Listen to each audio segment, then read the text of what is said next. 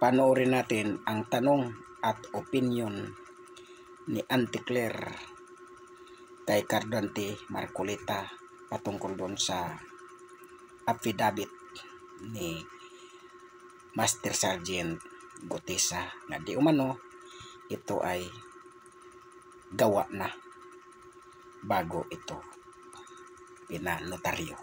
Natin na paano? Just a side story, nag-usap na riyan, sabi ni Senator Rodante Marcoleta, o Sergeant, panotarize mo naman yan. Okay? Okay, ito makaka-clear. Nung sinabi ni Senator Marcoleta na panotarize mo yan, tapos na yung dokumento, right? Natapos na yung dokumento, natapos na yung affidavit, at yung affidavit na yun ay pinagtulong-tulungan nila. Senator Marcoleta, si Mike Defensor, at saka ni Sergeant Gutesa. So, nung, Sergeant, Sergeant, panotarize mo na yan. Tapos na yan. Tapos na nilang ginawa yan. Bakit? Dito tayo balikan natin yan, pero papakita ko sa inyo to. Ito. Defensor admitted that he and Marcoleta helped Gutesa in preparing his affidavit. Yeah? Siya nag-admit. So in other words, nung papanotaryuhan na yan, ibig sabihin mga kaklir,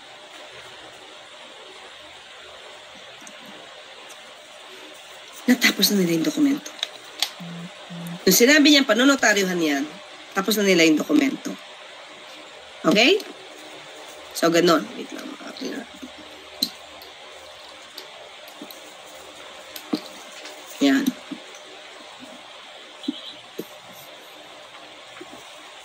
Okay. So, balikan natin to O, Sergeant, panotarize mo na yan. Hindi naman yan panonotarize kung hindi pa tapos. So, tinulungan nila itong si Gutesa mag-prepare ng affidavit. At sinabi ngayon ni Marcoleta, sige, panotarize mo na yan. After nilang tulungan si Gutesa doon sa salaysay. So, in other words, mga kaklir, hindi ito basta surprise witness na sinasabi na nag-usap lang sila.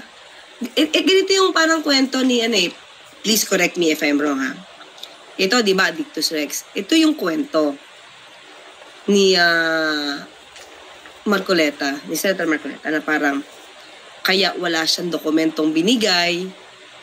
Surprise ito. Kasi nag-usap lang sila sandali.